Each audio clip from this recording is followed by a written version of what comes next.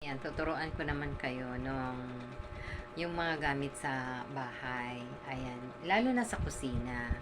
Siyempre, yung nakalimutan ko na nga yung iba. Yung bigas ay res. Tapos, yung ano, minsan hindi ko rin na-memorize na eh. Pero yung mga gamit na ingredients, ayan, yung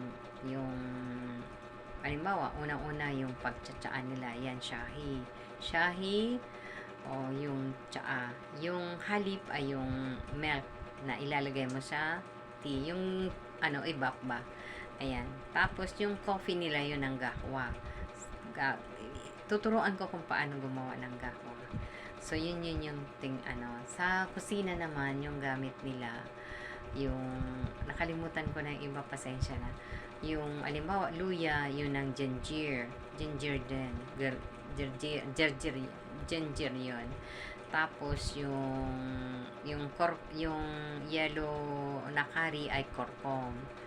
Tapos yung medyo parang buto siya na green hell.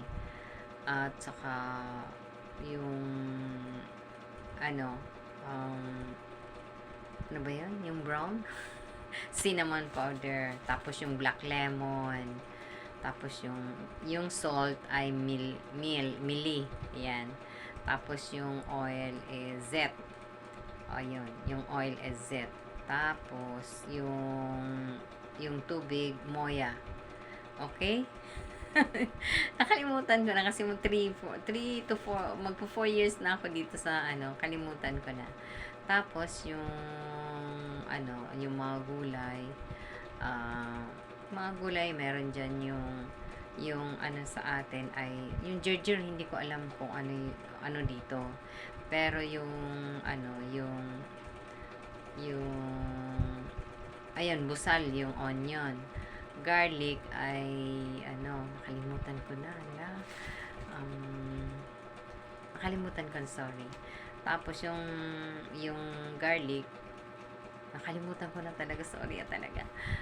Basta yung busal. Tapos kailangan yung black lemon palagi sa pagkain, lalo na yung niluluto nilang kapsa.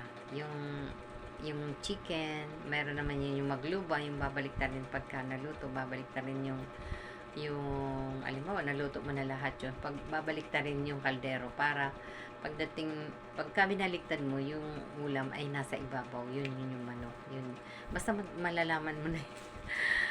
Ang sarap magluto kung tutuusin kapag basta yung busal, ay kalimutan ko na talaga eh. Ayaan mo pagka i-search ko ulit. Tapos yung pag natuto ka, kailangan sabay-sabay mong lutuin yun. Tapos yung kanilang ulam, meron yung parang sa atin, yung sa luna, yung parang mitsado sa atin. Gustong gusto yun, mitsado na may carrots at patatas. Pero ang gawin mo, laputan mo lang yung sabaw, konti lang. Tapos ayaw, yung iba kasi kailangan nila may sabaw. So, ang gawin mo, damihan mo yung pero ang akin kasi pag ako nagluluto, hindi lasang pagkain nila. Konti-konti lang kasi ang nilalagay ko ng mga ingredients. Ayan. Pero ayun, kailangan titimplahan natin. Kailangan masarap ang timpla natin, 'di ba? Alam mo naman kung paano tayo magtimpla, 'di ba? So ayan, thank you mga ka-apo ko OFW. Ayan, konting tips lang naman. Kaya sa mga baguhan diyan, ayan, panoorin mo to kasi para sa iyo to dahil first timer mo. Ako matagal talaga nag-OFW. Ayan, thank you for watching. Bye.